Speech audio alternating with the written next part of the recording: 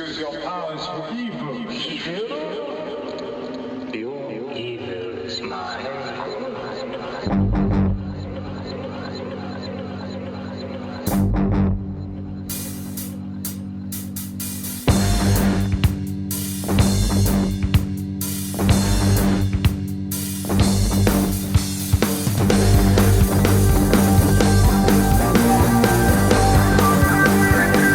Hello, and welcome to another episode of Next Stop Everywhere, your podcast all about Doctor Who.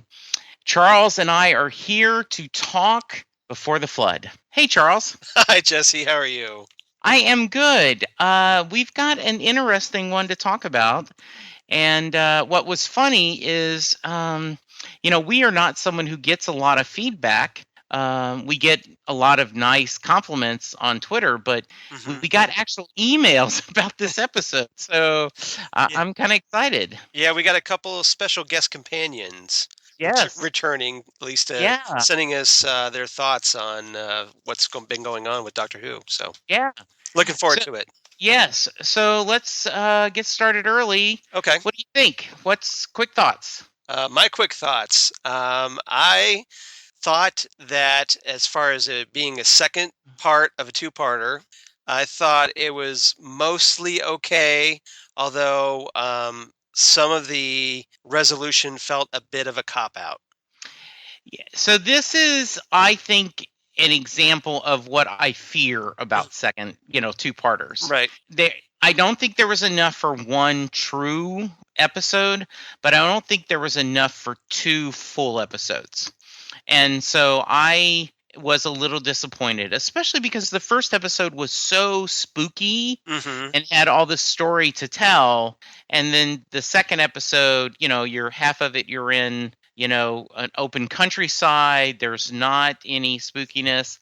And so I was a little disappointed. Well, it's basically two different stories linked. Right. Through the fact that it's the same location. Yes. And instead of going chronologically, we kind of get the future setting first. Yeah. And then we travel back to the past to find out how certain events happened. Yes. But yeah, it's two different types of stories. The part one, Under the Lake, is essentially like a creepy undersea base under siege episode type story. And the second part is more of Before the Flood, is more of a sort of a fairy tale that Stephen Moffat kind of loves, because with the Fisher King, and that you have this story of how these ghosts are really not ghosts. So once again, it's not ghosts, as I kind of thought would happen last time.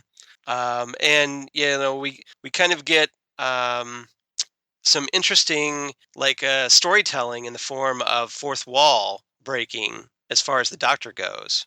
So so the audience is it's a kind of a completely different storytelling, parts 1 and 2. And do you feel like they stuck the landing?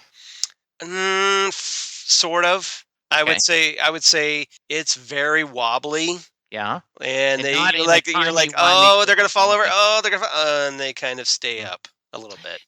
I don't think that. And sometimes a story goes in a different direction, and it's a good thing. Yeah. You set the expectation, but this one, I don't think it did a good job. I was not happy with it, and I've seen it twice. I was able to the hotel in Galveston while Linda's training had BBC America, so nice. So I was able to watch it on Saturday night because she had not finished her workout yet, but I was like, well, it just didn't click for me. Well, maybe it's because I was in the hotel room and I wasn't paying attention. But when I watched it again today, I did not like it as much as I just think it let me down a little bit. See, there are things I really like about this episode. I think, well, of course, it's Doctor Who. Exactly. But so we can talk about those, but those moments. But as far as, like I said, I give this second part kind of like a C effort. Like it did enough, and you just kind of have to unfortunately, in a lot of these modern episodes, especially during the Moffat era, there's a lot of hand waving as far as how things are resolved. And Do you, yeah, do you think the Fisher King is a good villain? I thought he could be. Yeah. I thought the character looked great. And I would have liked Did to it? see. Yeah, I think it was because I mean he was very interesting. It wasn't like it wasn't like your typical Star Trek: The Next Generation bumpy forehead alien. See, it looked like the Monster to the Village to me, the M. Night Yeah, Shyamalan movie, and yeah. it looked a little too much like that for me. So I wasn't impressed. See, I thought it looked a little bit like H.R. Giger's The Alien from Uh-huh. a little bit. So I thought that was Okay. kind of interesting. I mean, just as far as that kind of out there design, I like the fact Okay. that it wasn't, it wasn't your typical alien. I thought it looked, unique, Mm-hmm. and so I kind of would have liked to have seen more of that. Yeah. So that's good. I'm glad you liked it because I was not as impressed with that. That's okay. Yeah. And I thought his motivation was a little unclear to me. It was. Okay. So I Okay. agree with you. Was it just me? I Okay. agree with you there. So Hey, yeah, on that okay. one. All right. Um, the other question I had for you Yeah. is they made the comment that Clara, were you always like this before you travel with the doctor? And they flat out say that she's tougher. She doesn't care about people's lives. Right. And Clara says, well, I've learned how to make the hard choices.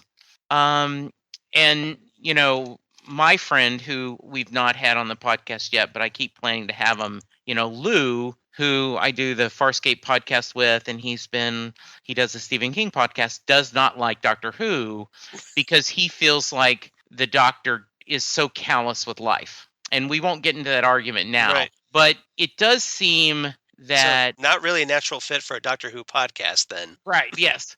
Yes, but I think it would be interesting to have the discussion on, because he's such a fan of all things geek. But is Clara too hard now? Or is this, you think, just she's become practical because of what she's seen? Yeah, I think Danny's death has kind of hardened her a little bit. It feels like more that because of losing Danny, she's had this void in her life, and now she's trying to fill it with nonstop adventuring. Mm-hmm. And to the point where the doctor has to kind of rein her in a little and saying, "Look, I love to, like I love adventuring, but we need to, just settle down. We'll get there. Just take your time. Don't worry about it. It'll happen." And we talked about that last episode, Mhm. and I think that was an interesting point. But I'm not sure. I think the nature of the beast, and I'll put this in a little personal story. So early in my management career, I had to lay off someone who wasn't doing a very good job. They were, failing, and I was sick to my stomach afterwards, and I just was crushed because all I could see was like my father-in-law, because it was an older gentleman, Right. and he wasn't doing a good job. He wasn't hitting the what we needed to do, and we had to let him go. And I was sick to my stomach and horribly upset. That's because And you're a boss with a conscience, a very rare so, thing in the business world. however, Mhm. speed through, 10, 12 years later, Mhm. and we were going to have a layoff, and I woke up at like 6 in the morning. I went, oh yeah, we're laying off people today. I'd forgotten that.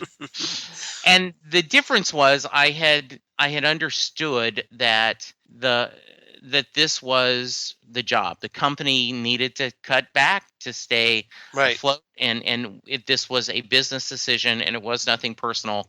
And but I did not like myself very much, and I was a little sad that I could that 32-year-old manager was all of a sudden not. I was taking it a little too much. And so Well, so I think maybe Clara might be a little too much, that having to make the tough decisions. well, experience changes you. Yes. And Clara is doing something that can often be traumatic. I mean, she's involved in life and death situations on a regular basis. Yes. Either fearing for her life or fearing for the doctors or somebody she cares about. Yeah. And so that that weighs on you after a time. It's almost like if she was a soldier. Yes. And there's always been these soldier metaphors, especially with Capaldi's 12th Doctor. Right. That it's almost like she's a soldier and she's kind of suffering from a little PTSD Yes. from too many combat missions. That's the way I see it. Okay, and I don't necessarily agree. I mean, I disagree with that. I just don't know if if it's changed in a way that it's necessarily something she should be happy about. It is what it is, but that's just kind of interesting, I think. It's kind of like comparing a rookie cop to a veteran cop that's been on the force for a long time. You've seen a lot. You've seen some pretty nasty things over time, and it changes your outlook. Yeah. So I think that's kind of where Claire is coming from then. Okay. Very nice. So our niece podcast, Cuckoo for Who, Rob made a point that he thought that as much as he enjoyed the character who was deaf, in a lot of ways he thought it was a gimmick because she had to be there to read lips. Now, I don't agree with that. I don't either. I think someone else could have read lips just as well. Right. The doctor could read lips. Yeah. I think it just gave it and I think I'm a big fan of the book The Martian. Need to go see the movie, but the movie was fantastic. I saw the movie over the weekend. Fantastic movie. And the book is amazing. And in the interview, the writer said, "Okay, yes, my cheat was I had an engineer whose backup science was botany, or vice versa. I think, he says, and yes, that's a cheat, but my science is still great." And so I think the same thing. Yes, it happened to be someone who can't hear, and you have the sign language, but that doesn't mean it was just a gimmick. I think that is just a way of telling the story and gave us a different perspective of this person trying to communicate. I thought it was really well done. Well, speaking as a writer, yes, some of these things are cheats. Yes.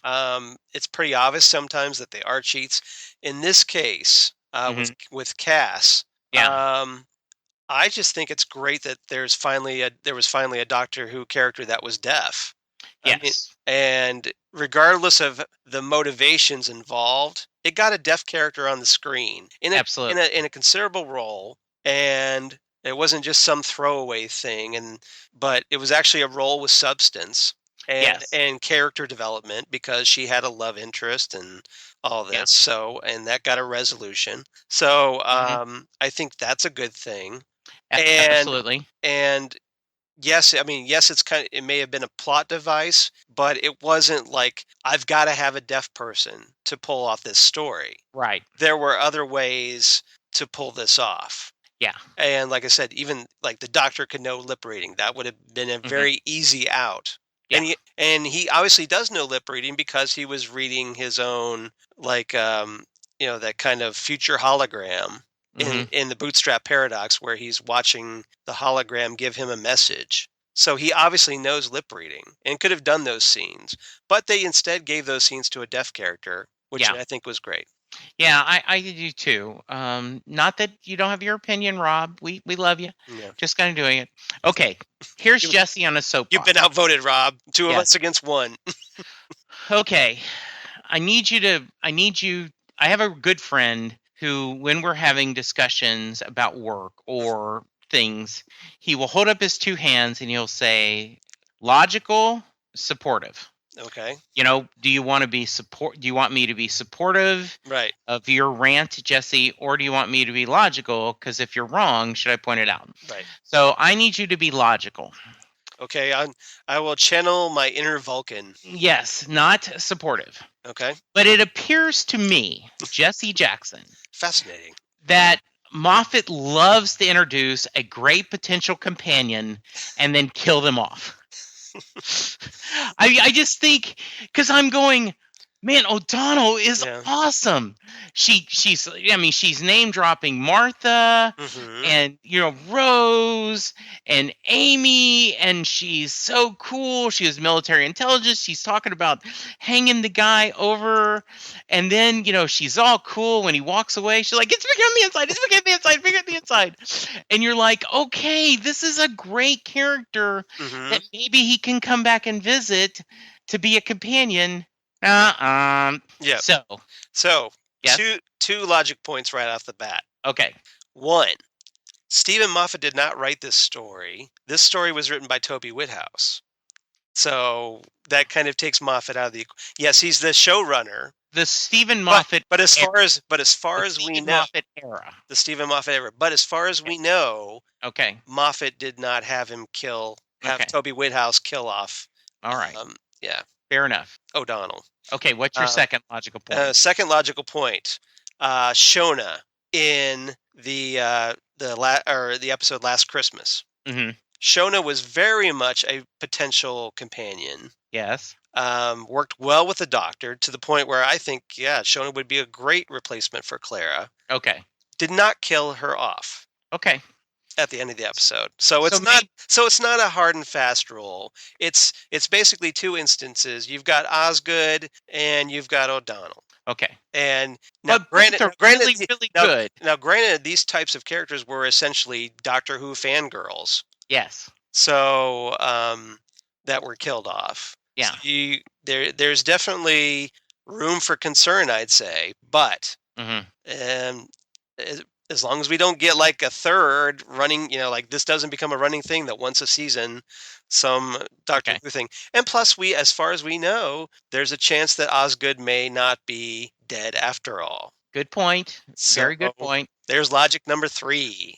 Very nice. So how supportive that? Supportive. Do you feel my pain of losing O'Donnell? I feel your pain. Okay. I'm doing my Bill Clinton thumb. Yes, I see that. Thank you. I feel your pain. She was a really cool character. Yes. And it was, and I do think though her death served the story because, her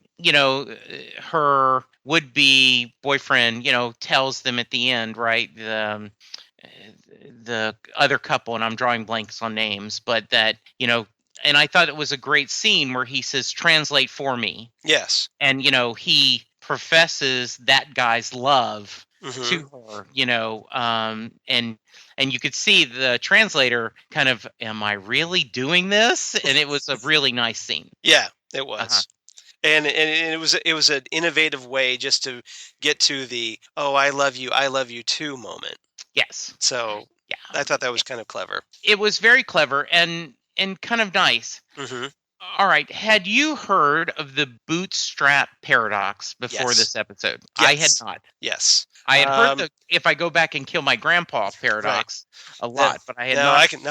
We can kind of talk about this. Okay, please. Okay. All right. As after watching Before the Flood, and after watching this past week's episode of The Flash, the season 2 premiere of The Flash, where Cisco gives Barry a white chest emblem after seeing a future suit with a white chest emblem. Yes. So where did that idea originate for the white chest emblem? So essentially the Bootstrap Paradox is a causal loop. Right. Where you have a future event being the cause of an earlier past event.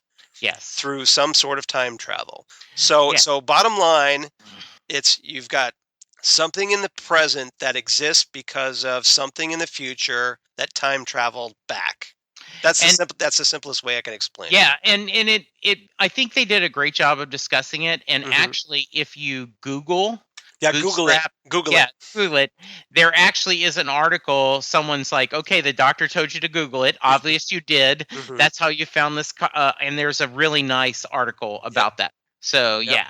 Now, I can point out while we're on the subject. Yes. there's another great Doctor Who instance of the Bootstrap Paradox. Yes. It's in the mini episode Time Crash, Okay. which starred Peter Davison as the Fifth Doctor meeting David Tennant, his son-in-law's 10th Right. Doctor. Yes. In the Children in Need specials, fundraising sketch. And this mini episode, you have the Fifth Doctor watching the 10th Doctor save the TARDIS, Mm-hmm. and his future self only knows how to do that because the Fifth Doctor watched him do it. Yes. So that in itself is a Bootstrap Paradox. Absolutely. And it was kind of fun. That's actually one of my favorite. Moffat wrote that, and yes, it nope, did. And he didn't kill off any no. any potential Doctor Who companion. No. So. And it kind of it stretches the it's a little bit of fanboyish. Yes. To have David Tennant talk that episode about was a lot fanboyish. Let's be honest. Yeah, that and Tennant telling his love about in a way Davison, but it is absolutely wonderful, and talks about the glasses and everything, and it's the Brady wonderful. Specs, yep. Yes, and so that's and just the trainers, the shoes. Yes. So yeah. Absolutely. So what have I missed from the episode? Okay. Let's see. Yeah. Okay. We have the episode opening where the 12th Doctor is kind of breaking the fourth wall to the audience and speaking directly to the audience. In a pretty long. I mean, usually when you have someone breaking the fourth wall, it's a very quick aside. Yes. But in this case, this was going on for a good few minutes before the credits, and it had a really interesting story about, like, the Doctor's telling the story essentially of going back in time to meet Beethoven, whose music he admired, and then he discovered that Beethoven never actually existed. Yeah. And then he decides to publish Beethoven's music himself, essentially becoming Beethoven. And then the Doctor's asking us, well, okay, where did the music originate then? And I thought it was very interesting. The Doctor makes it very clear that this isn't him. He's met Beethoven, and he does exist, and he's intense. So, but did he change history by meeting Beethoven, and then? So yeah. So this was just it's a chicken. It's a chicken and the egg argument. And the Doctor was talking about that as the argument, not relating something that happened to him. Right. But I do want to say, Ken sent us an email. Yeah. Take a drink. And he said, Charles, has the Doctor ever broken the fourth wall like this before? You're cheating. You're going ahead. I know, but you're creating a Bootstrap Paradox by taking stuff from the future. I think it's the perfect time to bring it up. Okay. I can't remember a time, but your knowledge is more encyclopedia than mine. And you're younger, lucky, and he says a bad word. By the way, I thought the monologue was really interesting. It just seemed odd that the Doctor was talking to me. And when he says me, he means the audience. Right. So since we're talking about this, yes. Do you remember a time where... Yes. Okay, please share. I can give you 3 instances. Okay. First time this happened was in episode 7 of the Daleks' Master Plan, which was a William Hartnell story. Wow, that far back. Okay. Yes, that far back. This particular part this was a massive 12-part story. Okay. And episode 7, it was around Christmas time. I'm not sure if it was actually on Christmas Day, but it was pretty close to Christmas Day. And the Doctor, at the end of the episode, kind of like completely breaks character. Hartnell does. And he's like, wishing everybody a Merry Christmas. And he says, and incidentally, a Happy Christmas to all of you at home. Mm-hmm. So that's basically Hartnell speaking right to the audience on the show. Which is like, that was basically a really blatant version. And then we got years later with Tom Baker in episode 2 of The Invasion of Time, which was Leela's final episode or final story. Okay. The fourth Doctor breaks the fourth wall by looking at the camera, and during a certain scene, and he goes, "Even the sonic screwdriver won't get me out of this one." Okay. Very funny. And at the same end of the same story, he gives this like mischievous grin right at the camera. Mm-hmm. So he's letting us know that, he knows we're watching him do this stuff. And then the last instance I have is in Remembrance of the Daleks, one of the stories we've covered, and where you've got Ace walking out of that little bed and breakfast where the TV is playing and it's about to say, like coming up on the BBC, because this is set in 1963, and Right. apparently the setting is November 23rd, 1963, Right. the very day that Doctor Who premiered, because this is kind of a 25th anniversary story. And the announcer says, and coming up on the BBC, a new sci-fi series called Doc, and they cut away. Yeah. And then at the end of part 3 of that story, you've got a Dalek ship landing outside Coal Hill School, and the Doctor turns to the Seventh Doctor, Sylvester McCoy, turns to the camera and he goes, "I think I might have miscalculated." Okay. So Very yes, nice. it does happen. Now, not to this degree. Like I said, this goes on for a few minutes. This is a pretty good little monologue he's got going with us. Yes. And it's pretty interesting. I dug it, and I love the fact that there's a nice little Easter egg when the Doctor plugs in his electric guitar into the amp. The amp has a little plaque on it that says Magpie Electricals. Yeah. Which is a nice little nod to the Idiot's Lantern from the David Tennant era. Because yeah. Good. So it's every so often you'll see a Magpie Electrical when they need something electrical. And what's very cool, what's very cool is, we're seeing the Doctor with his guitar, and I think that's great because it's Capaldi, a musical background, and they're playing to that. So yeah, I think that's wonderful. And if I'm not mistaken, yes, because occasionally I am, it happens.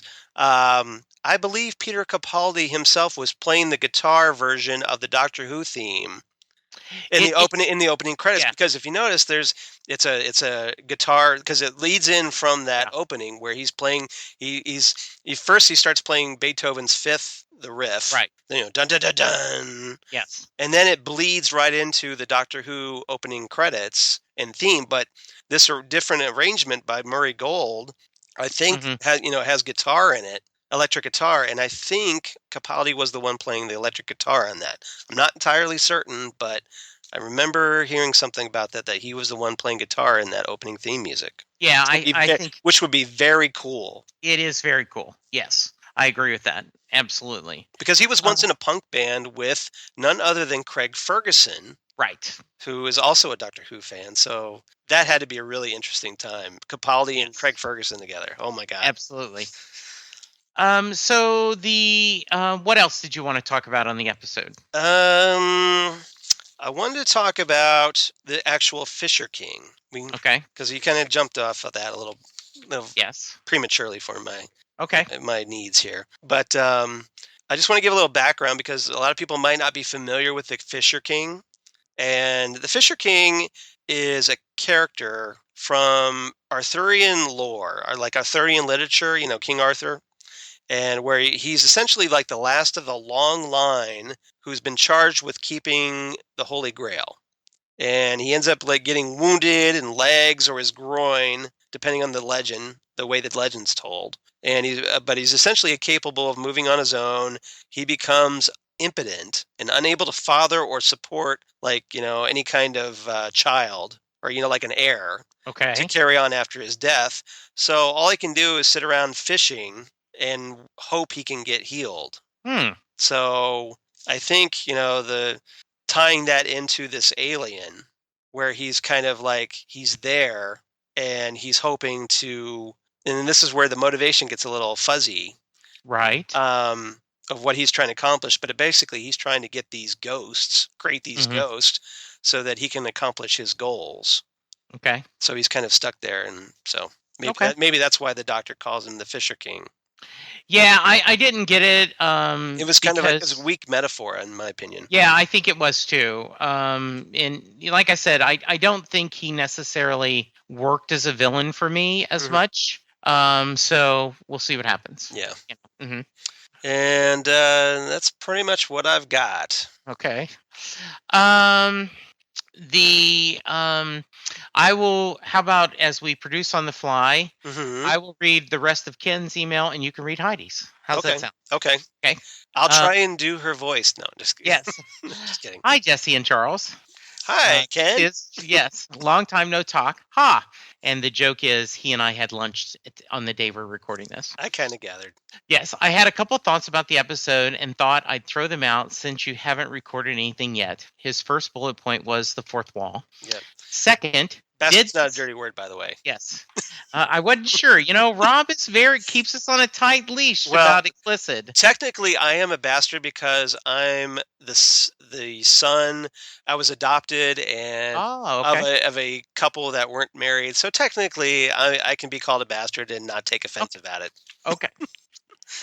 Does this episode seem more loosey-goosey with the rules than ever before? Mm-hmm. I watch and I'm able to follow a lot of time travel stuff and can easily comprehend the transcendental nature of the TARDIS. But something about this episode seemed like cheating somehow. Can't really put my finger on why it just did.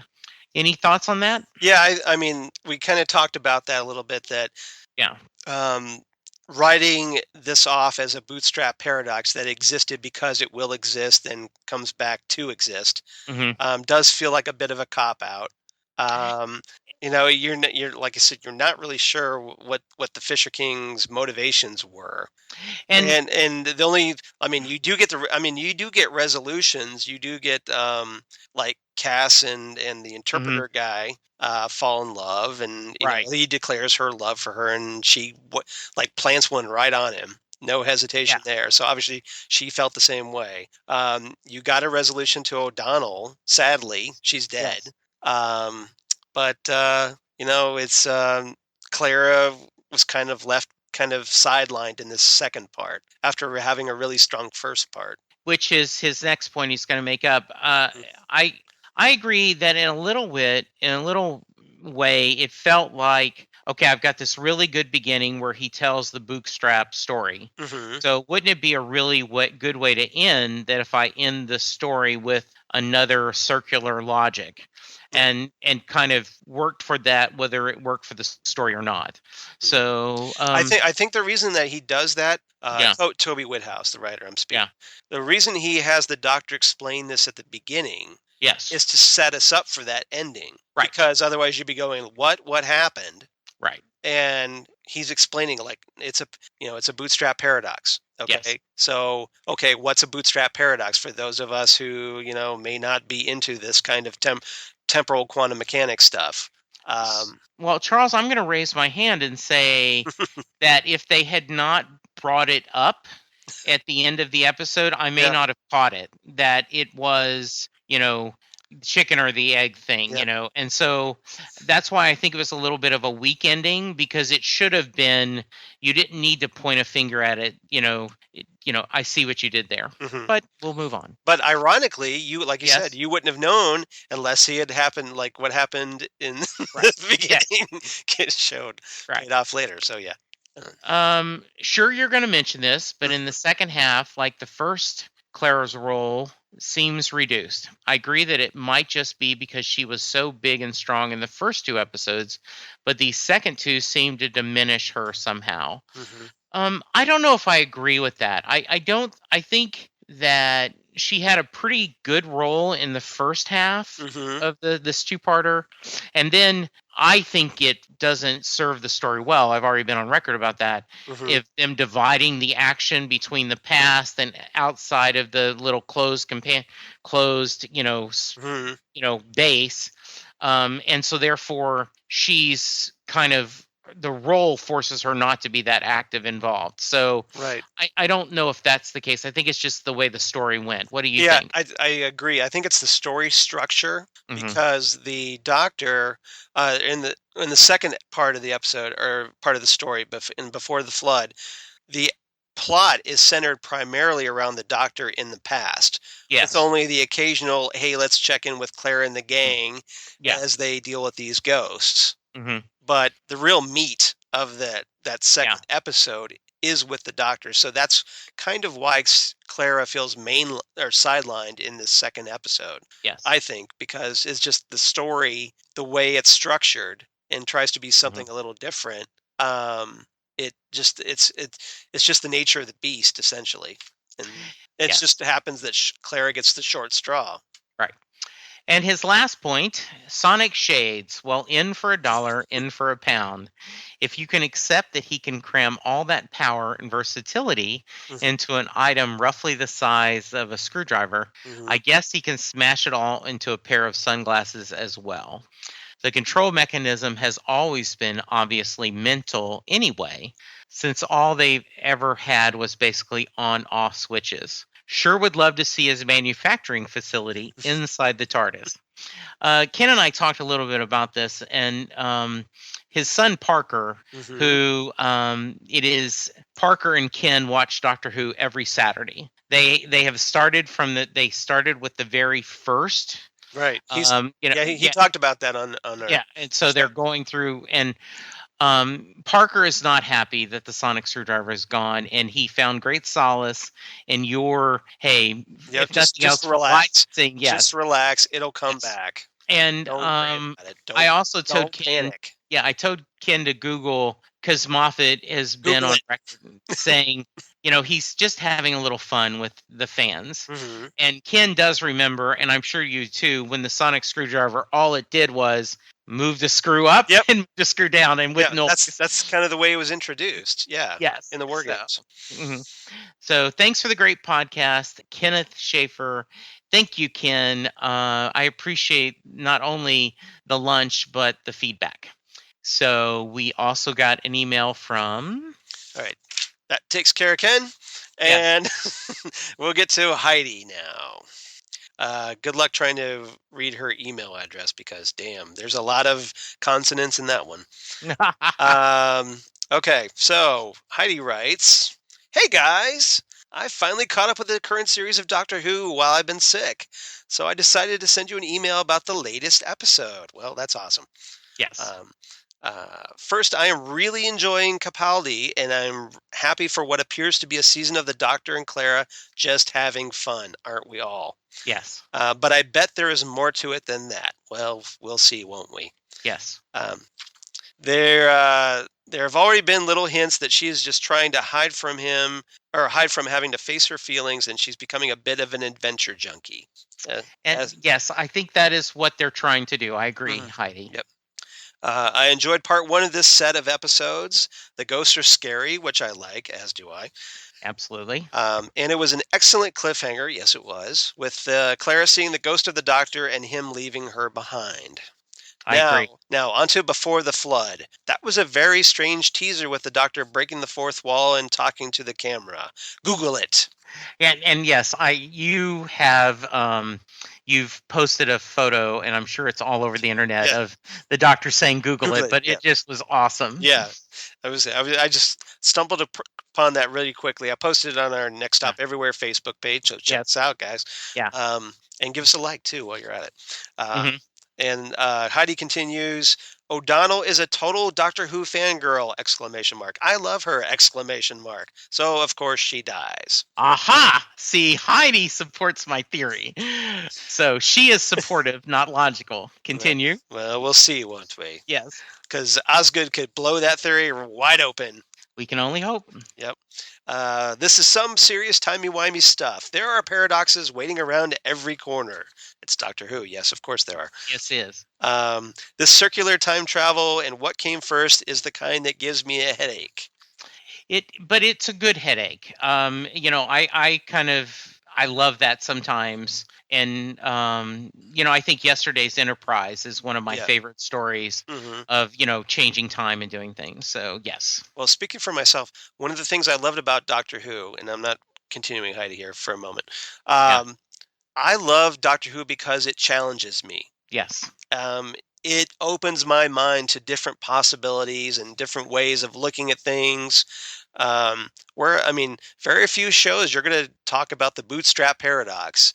things of that nature. So God forbid, you actually learn something while watching this show. So I just think that's great, and I realize it's this whole temporal quantum mechanics stuff isn't for everybody, Right. but if you kind of try to broaden your mind a bit, you might get into it. So just give it a chance, and if not, wait till next week. There'll be a completely different episode, and maybe that one will be more to your liking. Yes. But Heidi concludes this. All right, loving the podcast. Hopefully, I can write in again, Heidi. So yes. So thank you, Ken. Thank you, Heidi. Both were special guest companions. Special guest companions during our off season.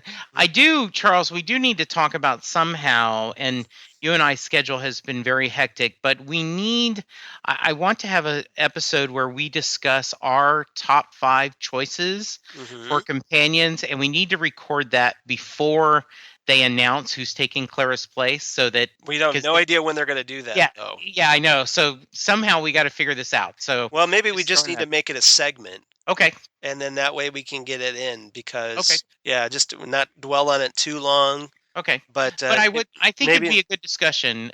Maybe instead of 5 we do 3, but I'd like to do that. I think that would be fun. I have some ideas. Okay. So, yes. So do I. Okay, yes. Favorite lines? Favorite lines. You want to go first so I don't steal yours? My favorite line really was, "It's bigger on the inside." Her going that over and over again. It's a little. It's bigger on the inside. It's bigger on the inside. I mean, just that joy is one of my favorite lines. Yeah, she just totally fangirls all over that, which is great. Yes. Okay. Well, so on the subject of O'Donnell, there was an O'Donnell line that I liked. Yes. Where she says, "Somehow I doubt that Rose or Martha or Amy lost their breakfast on the first trip." Yes. So it was a nice little shout out to Rose and Martha, because Martha rarely gets that shout out, and Amy. So I thought that was nice. Her other thing was one small step for man, one giant. Yeah. Which was really good. Yeah, O'Donnell was just really something cool. Yep. And hey, Irish companion. There we go. Keep it in mind, Moffat, because all these years we still have not had an Irish companion. There we go. 50. We're going on 52 years here. Come on, make it happen. Yes. And then, of course, Google it. Yeah. I think is by far, Yeah.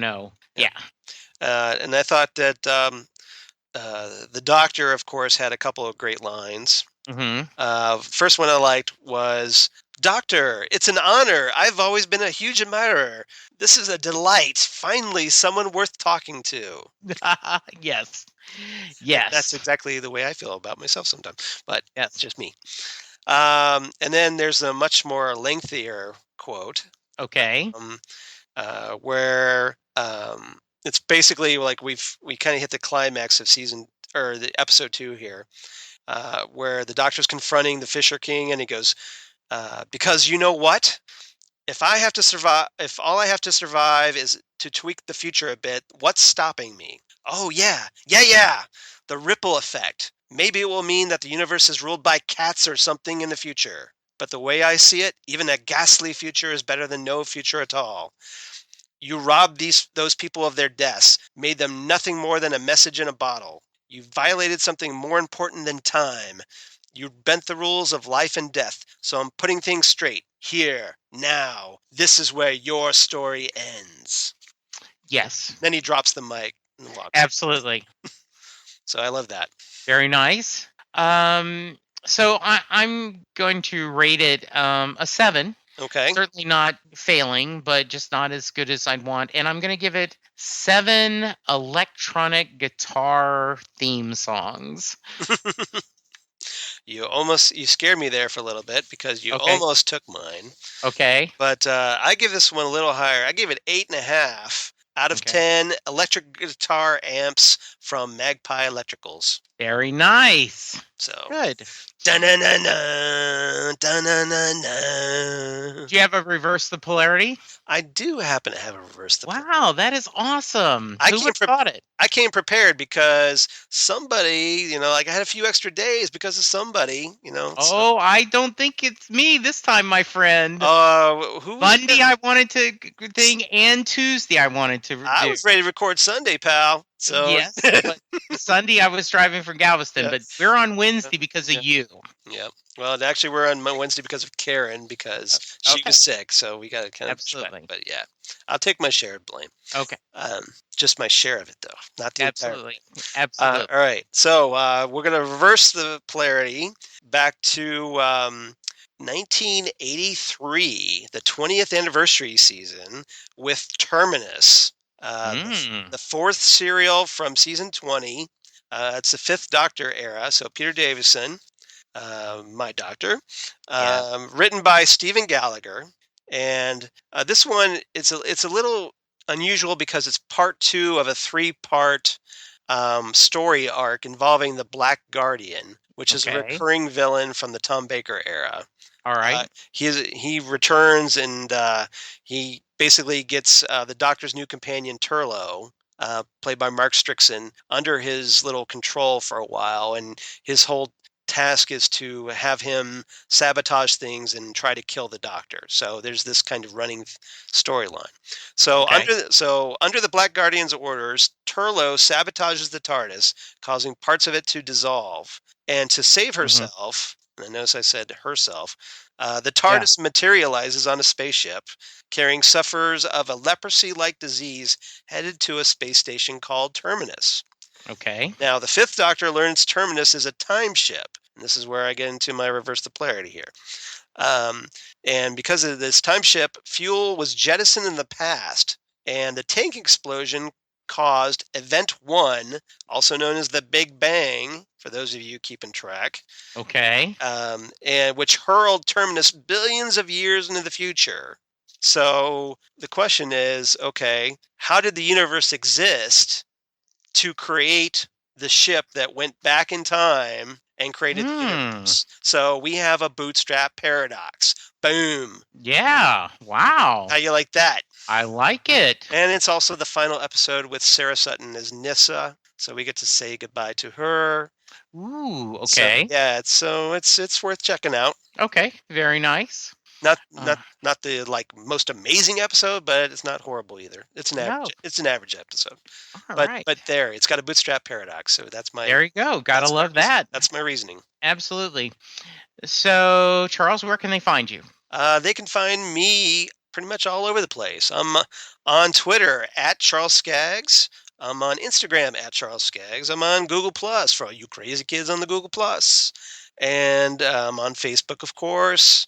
And there's my blog of geeky things, Damn Good Coffee and Hot, where I talk about things like Doctor Who and Next Stop Everywhere. So hope you check it out. Absolutely. I am at Jesse Jackson, DFW. And I am actually talking Arrow this week. I'm guest starring in the Flash Arrow Power Hour on this network. They needed me, and so they're going to do it. So I'm looking forward to that.